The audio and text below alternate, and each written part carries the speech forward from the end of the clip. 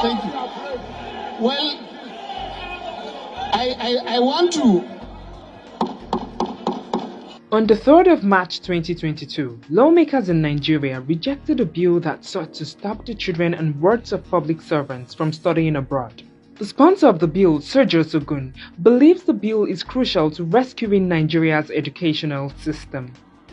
I mentioned in the course of the debate, when was the last time we visited our alma mater, the schools we attended, they're in a terrible state. If you are a public servant, a civil servant, you write the budget. And then the public servant, the National Assembly member or the legislator, approves the budget. The president assents to it. And if you follow these three layers, okay, it's still three, because if you go back to the civil servants that will award the projects, the contracts to contractors, and they will be the one to issue certificates for the contractors to be paid. And then the public servant, the legislator, will have to go back for oversight, to ensure that the job is actually done.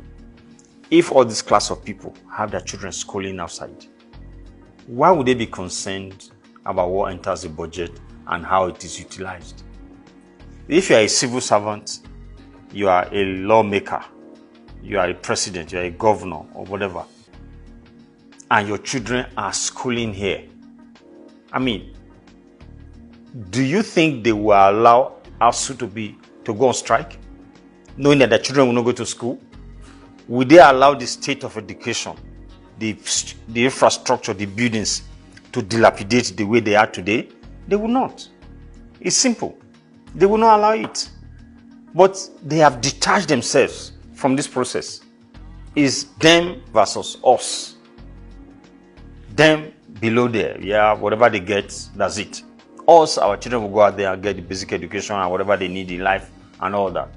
So that's the point we are trying to make by this bill. So if we are all in here as public servants and we don't have the luxury of sending our children outside, maybe we'll pay more attention. That's basically it.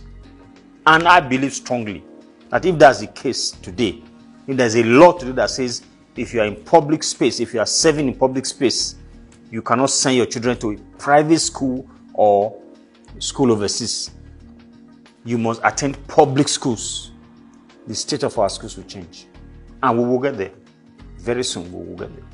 He goes further to explain that if public servants have nothing to hide, they shouldn't have an issue with their source of wealth scrutinized as a requirement of sending their wards abroad to study. In the first case, this bill is basically saying you are a public servant.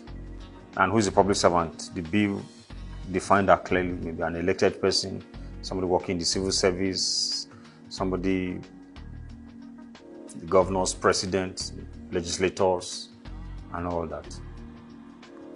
And that for you to send your child to school overseas, you have to apply to the Minister of Education to say, this is who I am, this is where I work, and this is my write an application to say, this is my child, he wants to school in so and so place.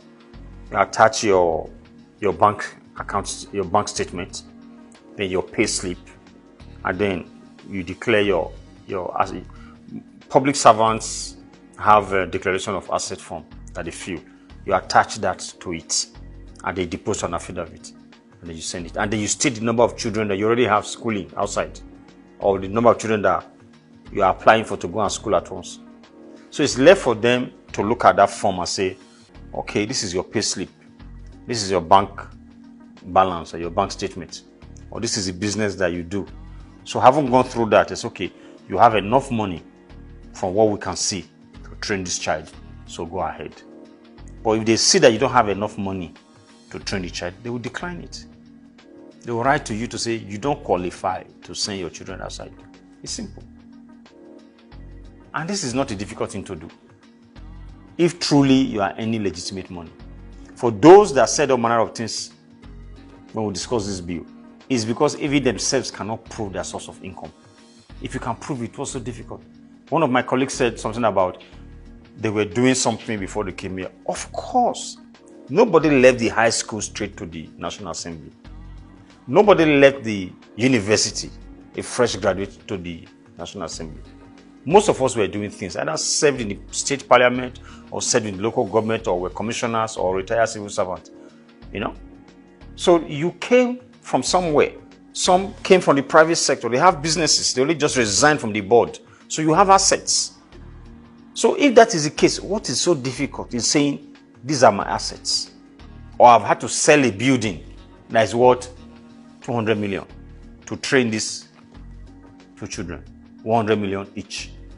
This is the asset, this is how much it was sold, and this is the money in this account. Simple. So it's not a difficult thing to understand. So whatever anybody said, like I said, they're just trying to deny the fact that they are not ready to subject themselves to the scrutiny that this bill is asking for, and nothing else.